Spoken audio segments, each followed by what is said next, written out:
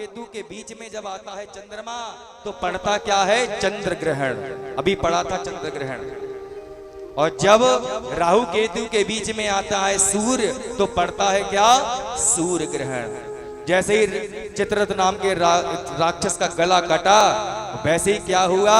युद्ध छिड़ गया। देवता मृत पी चुके थे, सब दैत्यों को मारा, बलि महाराज को भी मार दिया।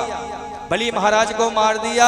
एक दो राक्षस बचे थे, उन्होंने बलि महाराज को पकड़ा और भागकर सीधे शुक्राचार्य जी के पास, सब अधमरे राक्षसों को लेकर शुक्राचार्य जी ने मृत संजीवनी विद्या का प्रयोग किया, सब राक्षसों को जिंदा कर दिया। बलि महाराज को अपने तप से एक रथ दिया। रथ में बैठकर जब बलि महाराज पहुंचे इंद्र के पास में, इंद्र ने जैसे ही देखा बलि महाराज को रथ में तो देख तक नहीं पाए, क्योंकि तप के कारण, तपस्या के कारण रथ जो है वो सूर्य की तरह चमक रहा था। इंद्र के इस गद्दी को हथिया लिया किन्ने? बलि महाराज ने।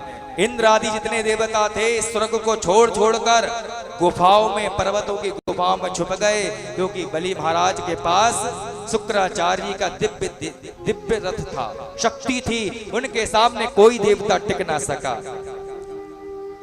बहुत वर्षों तक बलि महाराज ने इंद्र के गद्दी को हथिया लिया।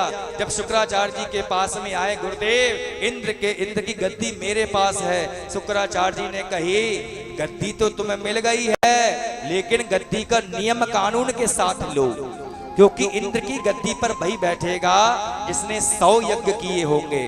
तुमने तो अभी भी एक ही यज्ञ नहीं किया।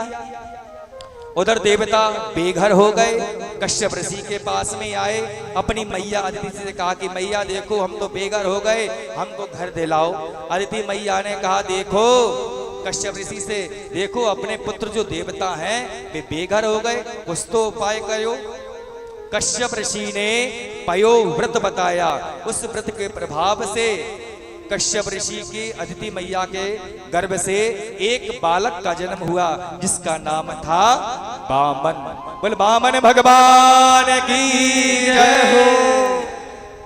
शुक्राचार्य जी ने बलि महाराज से यज्ञ कराना प्रारंभ कर दिए, और यज्ञ कराते कराते 99 यज्ञ कर दिए।